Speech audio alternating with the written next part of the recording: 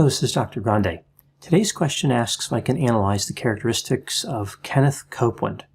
Copeland operates a large ministry based in Texas, where he promotes the idea of prosperity gospel. Just a reminder, I'm not diagnosing anybody in this video, only speculating about what could be happening in a situation like this. If you enjoy this video, please like it, subscribe to my channel, and consider supporting me on Patreon. I'll put the link to Patreon in the description for this video. So first I'll start with the background, and then I'll review some of the characteristics of Copeland. Kenneth Copeland was born in Lubbock, Texas on December 6, 1936. He was married in 1955, divorced in 1958, married again in 1958, divorced in 1961, and married again in 1963. In 1967, he attended Oral Roberts University. Not long after this, he worked for Oral Roberts as a pilot and chauffeur. Along with his wife, Copeland runs Kenneth Copeland Ministries, based in Fort Worth, Texas.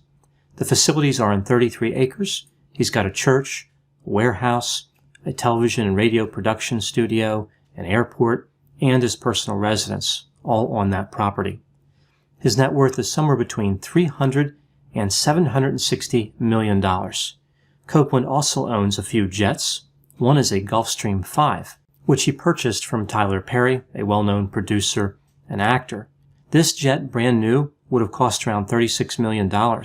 Copeland didn't say how much he paid, but he said Tyler Perry gave him a good deal. Copeland claims that the ministry that he has brought 122 million people to the Lord Jesus Christ. Copeland believes in and promotes what is referred to as prosperity gospel or prosperity theology. Similar to Oral Roberts, Jim Bakker and Joel Osteen also believed in this philosophy.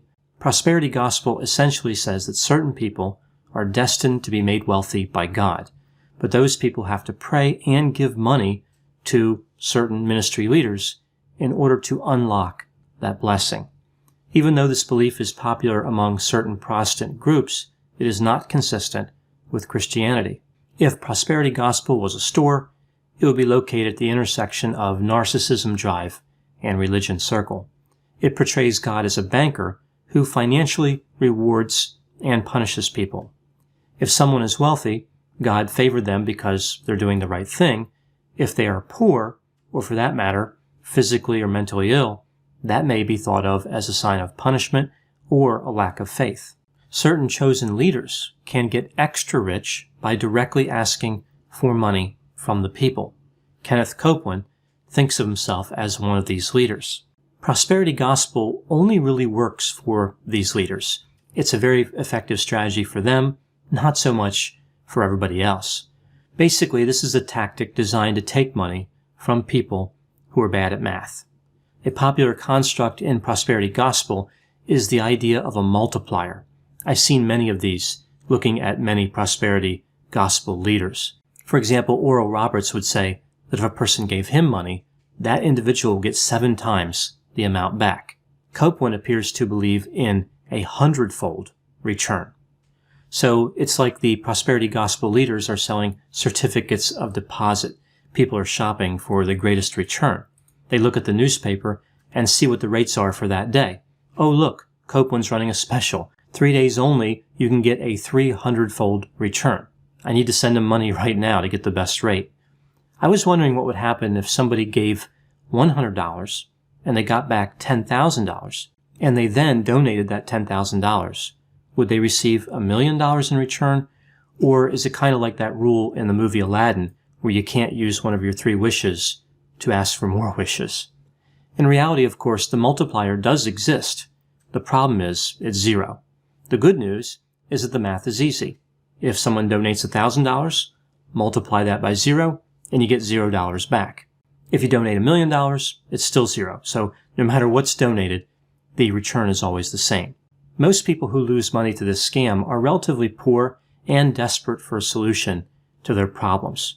So many already have financial problems, and they view this as some type of last-ditch effort to fix everything, to set them right financially. Like they can donate $200, $300, or $400, and they'll get all this money back, and they'll be good, right? So it's just a desperate move. Kenneth Copeland has a message to his followers who are having financial difficulties due to losing a job. He said they should continue donating money to him. This is like telling someone who is drowning they should try holding cinder blocks. Prosperity gospel is a worse scam than the lottery. At least with the lottery, there is some chance of winning. Again, with prosperity gospel, the amount back is always equal to zero. As I mentioned, Kenneth Copeland is wealthy. He has a certain lifestyle he wants to maintain. For example, he only wants to fly in private jets. He said that he did not want to fly commercial because he did not want to get into a long tube with a bunch of demons. This statement was a bit confusing because of the plural. If Copeland was on the plane, wouldn't there be just one demon on the plane? I'm fuzzy on the math here. He said that if he flew commercial, he would have to stop 65% of what he does. Again, kind of confusing. I'm still waiting for the bad news.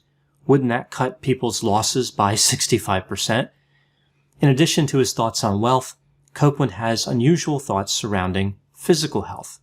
He claimed that coronavirus was a weak strain of the flu. He told his followers that to fear it would be putting faith in the devil, and that was a sin. When listening to Copeland talk about Satan, it's almost like he's talking about a competitor. Like, don't put your faith in him, put your faith in me. Some people think that Copeland is the devil, but he may be much worse. Kenneth Copeland makes Satan look like Tickle Me Elmo. Copeland implied that he could heal COVID-19. He suggested that people should still come to his church, like not worry about the social distancing, because he could pass out thermometers. And if he identified someone with a fever, he could heal them right there. So he could just save everybody a lot of time and work. In a televised sermon airing on March 29, 2020, Copeland claimed that COVID-19 was finished and over. He executed judgment on COVID-19. Copeland said that COVID-19 was brought to America by displays of hate against Donald Trump. These displays interfered with divine protection. As far as mental health, Copeland offers plenty of advice here too. His website offers tips on fighting social anxiety. Now, I don't know if he wrote this, but again, it was on his website, so it makes sense that he could believe what was written there. One of the steps says that social anxiety is a fear that opens the door to the devil. It says that when somebody is anxious, they should rebuke Satan's work and declare themselves healed. Another step suggests that simply being violent about driving out fear will take care of things. So declare yourself healed and aggressively resist social anxiety. That's really the advice he has on there. Copeland has equally perplexing views on post-traumatic stress disorder, PTSD. He told a group of soldiers that people with PTSD should read Bible verses and rebuke Satan. He issued a statement to clarify what he meant after people got angry, and he didn't really help himself in that statement. He made it sound as though people with mental disorders should go to treatment professionals, but going to them is indicative of a lack of faith. It's like he was saying, when you fully develop your faith, you won't need those professionals anymore. So the professionals are a good filler while you're trying to get to an appropriate level of faith. Treatment professionals are like training wheels. As far as his personality, it's difficult to know what Copeland's personality is really like. We don't know if what we're seeing is his personality or a persona, an act he puts on for the public. We see a few clues, potentially, into his personality. For example, there's a recording of Copeland reacting to the press indicating that Joe Biden won the 2020 election. Copeland laughs at this, and it's an unbelievably disturbing and maniacal laugh. We also see that a reporter from Inside Edition asked him a few questions about his wealth, and specifically about that statement about not wanting to fly commercial because of all the demons. During that discussion, we see that he gets an intense look on his face and points at the reporter. It was frightening in more than one way. He went from this angry look to smiling, just like that. So we see this quick change in affect.